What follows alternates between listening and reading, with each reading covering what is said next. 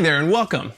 I'm Ryan, the bass player of Junglecorp, and I've got a pile of DIs. Oh, careful.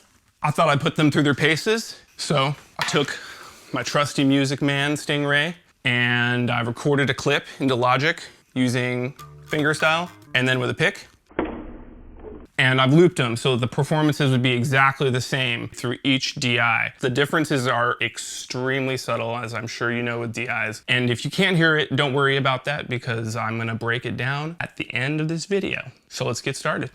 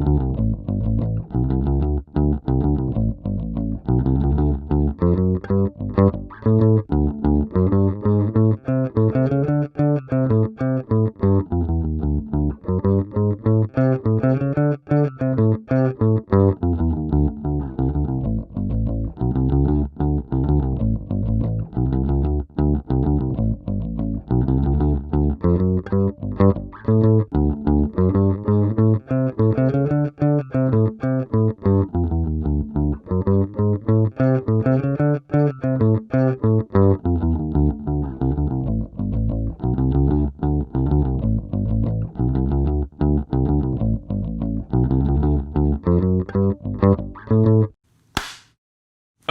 so what did you guys think?